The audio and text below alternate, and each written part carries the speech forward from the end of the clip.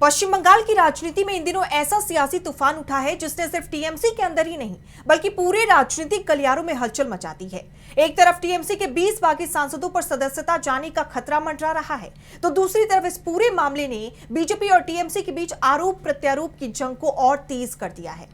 Supreme court से लेकर Lok Sabha speaker तक मामला पहुंच चुका है, नोटिस जारी हो चुके हैं, जवाब मांगा जा चुका है और अब अगले 7 दिन इन 20 सांसदों के लिए राजनीतिक भविष्य के लिए बेहद अहम माने जा रहे हैं। दरअसल मामला टीएमसी के उन 20 सांसदों से जुड़ा है जिन्होंने पार्टी से अलग रुख अपनाते हुए nationalist citizens party of India यानी एनसीपीआई के साथ जाने का दावा किया।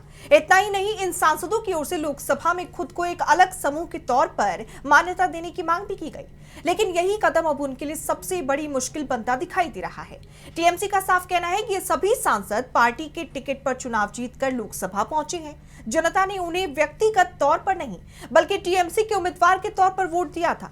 ऐसे में चुनाव जीतने के बाद पार्टी से अलग होकर किसी दूसरे राजनीतिक दल या समूह का हिस्सा बनने का दावा करना दल बदल कानून के दायरे में आ सकता है। इसी आधार पर टीएमसी ने इन सांसदों की सदस्यता खत्म करने की मांग की है। इस पूरे मामले में टीएमसी के राष्ट्रीय महासचिव और सांसद अभिषेक बनर्जी ने मोर्चा संभाला हुआ है। अभिषेक बनर्जी की ओर से इन सांसदों के खिलाफ कार्रवाई की मांग करते हुए लोकसभा स्पीकर के सामने अलग अलग याचिकाएं दाखिल की गई। उनका तर्क है कि जब सांसद टीएमसी के टिकट पर चुनाव जीतकर संसद पहुंचे हैं तो पार्टी से अलग होने की स्थिति में संविधान की 10वीं अनुसूची के तहत उनके खिलाफ कार्रवाई की जानी चाहिए। यही नहीं, अभिषेक बनर्जी ने इस मामले में सुप्रीम कोर्ट का भी दरवाजा खटखटाया। उनकी मांग थी कि लोकसभा स्पीकर के सामने लंबित इन मामलों पर जल्द फैसला लिया जाए। टीएमसी की चिंता साफ थी कि अगर इस तरह के मामले में फैसला लगातार टलता रहा तो दल बदल कानून की प्रक्रिया ही कमजोर पड़ सकती है। 25 अगस्त को जब सुप्रीम कोर्ट में इस मामले में सुनवाई हुई तो सियासी हलचल और तेज हो गई। सुनवाई के दौरान इन 20 बागी सांसदों को भी नोटिस जारी किया गया और उनसे अपना पक्ष रखने को कहा गया।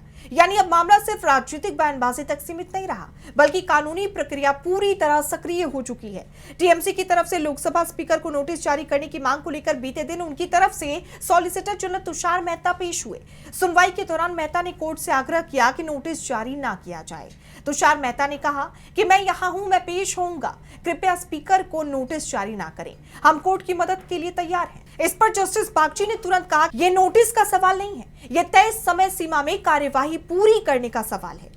इसके बाद सुप्रीम कोर्ट ने कहा कि अभी हम स्पीकर को नोटिस जारी नहीं कर रहे हैं, बाकी पक्षकारों को नोटिस जारी कर रहे हैं। वहीं कोर्ट में अभिषेक बनर्जी की तरफ से पेश वरिष्ठ वकील कल्याण बनर्जी ने बताया कि याचिका में अन्य प्रतिवादियों को भी शामिल किया गया है।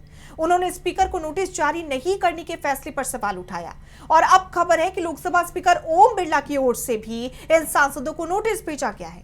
सभी से कहा गया है कि वो 7 दिन के अंदर अपना जवाब दें। यानी अब इन 20 सांसदों के सामने सबसे बड़ा सवाल यह है कि वो अपने बचाव में क्या दलील देंगे। क्या वो ये साबित करने की कोशिश करेंगे कि उन्होंने वास्तव में दल बदल नहीं किया? क्या वो खुद को एक अलग राजनीतिक समूह के तौर पर पेश करेंगे या फिर उनके पास कोई ऐसा कानूनी आधार है जिसके जरिए वो अपनी लोकसभा सदस्यता बचाने की कोशिश करेंगे? इन सभी सवालों के जवाब अब उनके लिखित जवाब के साथ सामने आ सकते हैं, लेकिन कहानी सिर्फ इन 20 सांसदों की सदस्यता तक सीमित नहीं है। इस पूरे विवाद के पीछे पश्चिम बंगाल की बड़ी राजनीतिक लड़ाई भी छुपी हुई है। टीएमसी लगातार आरोप लगा रही है कि बीजेपी विपक्षी दलों को कमजोर करने के लिए राजनीतिक तोड़फोड़ की रणनीति अपना रही है। पार्टी का कहना है कि बीजेपी लोकतांत्रिक तरीके से राजनीतिक मुकाबला करने के बजाय दूसरी पार्टियों के नेताओं और निर्वाचित प्रतिनिधियों को अपनी पाली में लाने की कोशिश करती है। टीएमसी की ओर से यह भी आरोप लगातार लगाया जाता है कि पार्टी को कमजोर करने के लिए उसके अंदर टूट पैदा करने की कोशिश की जा रही है। 20 सांसदों का एक साथ अलग रुख अपनाना टीएमसी के लिए सिर्फ संगठनात्मक चुनौती नहीं है बल्कि इसे पार्टी सीधे तौर पर राजनीतिक साजिश के रूप में देख रही है। यही वजह है कि अब बीजेपी की मुश्किलें भी बढ़ती नजर आ रही है। भले ही बीजेपी इस पूरे मामले में सीधे तौर पर आरोपों से इनकार करे, लेकिन टीएमसी लगातार सवाल उठा रही है कि आखिर पार्टी के अंदर इतनी बड़ी संख्या में सांसद अचानक अलग रास्ता क्यों चुन रहे हैं? क्या इसके पीछे सिर्फ राजनीतिक मतभेद है या फिर कोई बड़ी सियासी रणनीति काम कर रही है? टीएमसी के लिए मामला प्रतिष्ठा का सवाल भी बन गया है। अगर पार्टी के टिकट पर चुनाव जीत कर आए सांसद आसानी से पार्टी छोड़कर अलग राजनीतिक पहचान बनाने लगे तो इसका असर भविष्य में राजनीति पर भी पड़ सकता है। पार्टी इसलिए चाहती है कि इस मामले में कानूनी रूप से एक स्पष्ट फैसला सामने आए।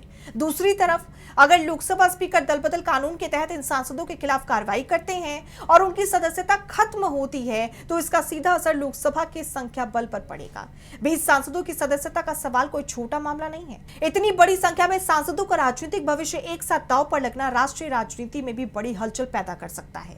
अब पूरी प्रक्रिया लोकसभा स्पीकर के सामने है। सांसदों को नोटिस मिल चुका है और 7 दिन के अंदर उन्हें जवाब देना होगा। जवाब मिलने के बाद स्पीकर ये तय करेंगे कि मामले में आगे क्या प्रक्रिया अपनाई जाए। क्या सांसदों के जवाबों पर सुनवाई होगी?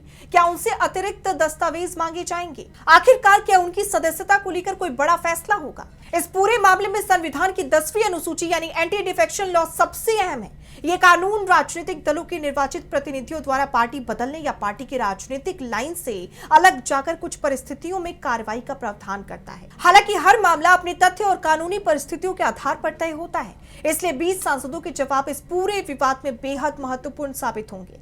सुप्रीम कोर्ट की सुनवाई और स्पीकर के नोटिस के बाद इन सांसदों की राजनीतिक टेंशन बढ़ना तय माना जा रहा है, क्योंकि अब उन्हें सिर्फ मीडिया या राजनीतिक मंचों पर सफाई नहीं देनी होगी, बल्कि कानूनी और संवैधानिक प्रक्रिया के तहत अपना पक्ष रखना होगा। वहीं अभिषेक बनर्जी और टीएमसी के लिए यह मामला राजनीतिक ताकत दिखाने का भी एक बड़ा मौका है।